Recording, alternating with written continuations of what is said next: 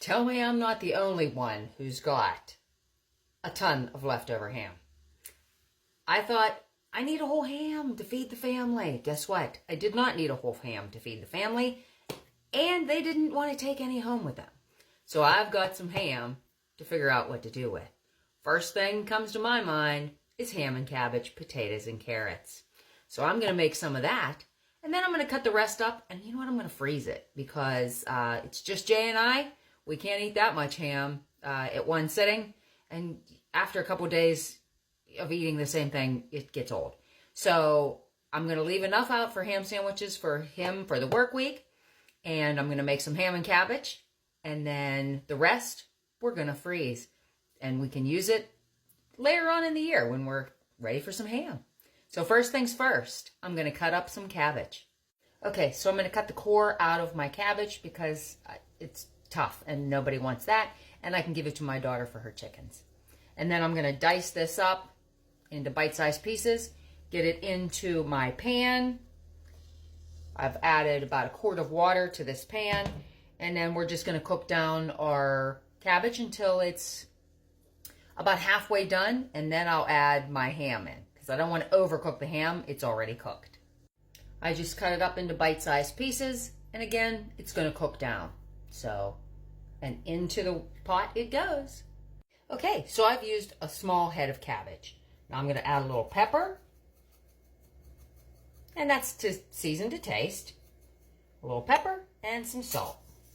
Hey, beautiful. You've got a text message. Because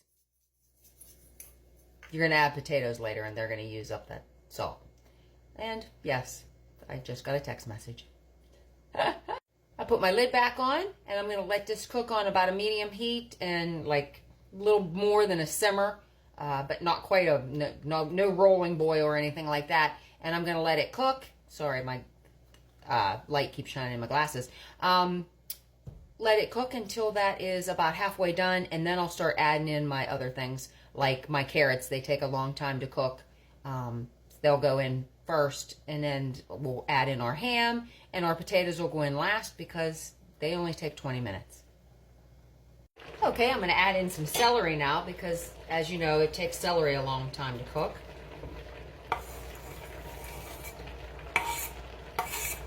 And I just chop it up, and I add the leaves and everything in. It's not going to hurt you. All right, now we're going to add in our carrots. I've chopped up 4 carrots. Add as many as you like or none at all. It's completely up to you. It's all in what you like. Get that out of the road here. Get this stirred up. I was thinking maybe I'd add a little more water, but maybe not yet, because that cabbage still needs to cook down quite a bit. So we get that cabbage cooked down, and it won't take up as much room. So there we go. Let's get the lid back on that. And just, stuck to my spoon. All right, just get that all added in there and let it just cook down. We've got lots of time. Now I'm just cubing up some ham and throwing it right into the pot. And that way, the little bit of fat that's still on it is going to come off of there. More juice is going to come out of the ham, and it's going to give it a good ham flavor.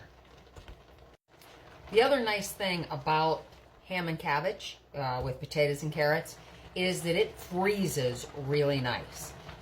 My son and my husband have gone out to Colorado the last few years on a elk hunt, and this is something that I freeze for them. They can pack it and take it with them and heat it over the campfire, and it's just as good as the day I made it. So keep that in mind. If you make too much, it's not a problem. Freeze some of it. Okay, I've added some potatoes, and I had some potatoes that I needed to use up, so I just used those up. I had 3 golden potatoes, and I added 3 small russet potatoes. Now I'm going to salt and pepper those to taste, because again, they take up a lot of salt. And then I'm going to throw some parsley on top of those here in a minute, and then I'm just going to let them cook until they're done to my liking, and voila, There you go. Ham, cabbage, potatoes, and carrots. I also threw in some celery. Delicious meal. Easy to freeze and keep if you made a little extra. So there you go. That's how you use up that leftover Christmas ham. Enjoy!